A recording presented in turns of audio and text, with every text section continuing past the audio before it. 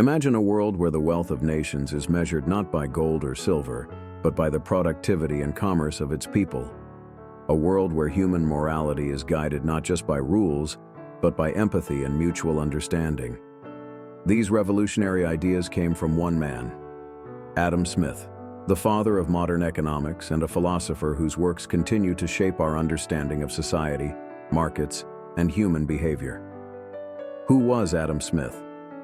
Adam Smith was born in 1723 in Kirkcaldy, Scotland, during the Age of Enlightenment, a time when reason and science were reshaping the world. A prodigy from a young age, Smith attended the University of Glasgow at just 14 years old and later studied at Oxford. His intellectual journey led him to become one of the most influential thinkers of his time. Smith was deeply influenced by the Scottish Enlightenment and formed a lifelong friendship with philosopher David Hume. Together, they explored questions about morality, economics, and human nature. But it was through his groundbreaking works, The Wealth of Nations and The Theory of Moral Sentiments, that Smith left an indelible mark on history, The Wealth of Nations.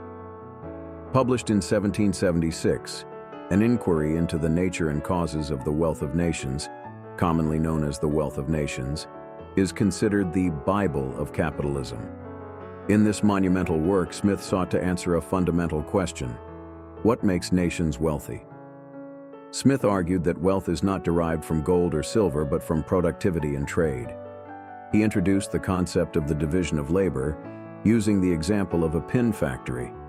If one worker performs all tasks alone, they produce only a handful of pins per day. But if 10 workers specialize in different tasks, they can produce thousands. This specialization increases efficiency and drives economic growth.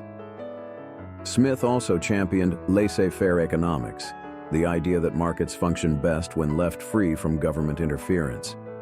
He famously described this self-regulating mechanism as the invisible hand, where individuals pursuing their own self-interest inadvertently benefit society as a whole.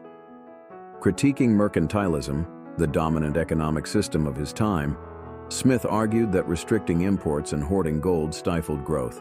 Instead, he advocated for free trade and competition as engines for prosperity, the theory of moral sentiments. 17 years before The Wealth of Nations, Adam Smith published his first major work, The Theory of Moral Sentiments. In this book, Smith explored human morality, not through laws or divine command, but through emotions and social connections. At its core is the concept of sympathy, which Smith defined as our ability to share in others' feelings.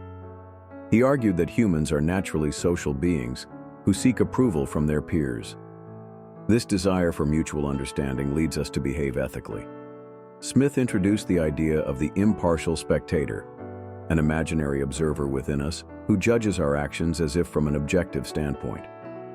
This internal guide helps us align our behavior with societal norms while balancing self-interest with fairness. For Smith, morality was built on three key virtues: justice, prudence, and beneficence.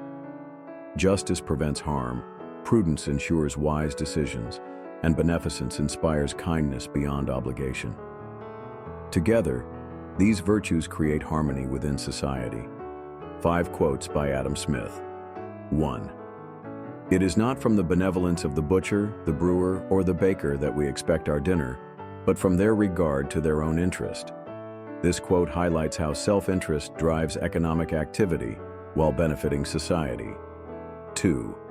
How selfish soever man may be supposed, there are evidently some principles in his nature which interest him in the fortune of others.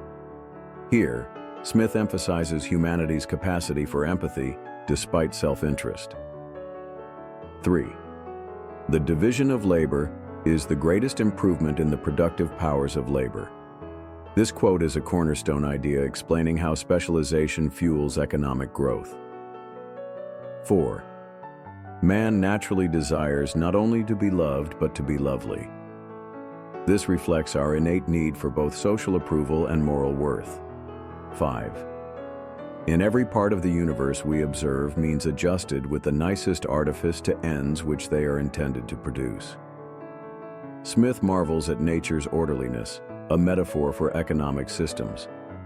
Adam Smith's legacy lies not just in his groundbreaking theories, but in his profound understanding of human nature. Our drive for self-improvement tempered by empathy for others. His works remind us that economics is not just about wealth, but about people. Adam Smith taught us that when we understand ourselves better, we build better societies. Don't forget to like this video if you enjoyed it and subscribe for more Eternal Philosophies content. Until next time.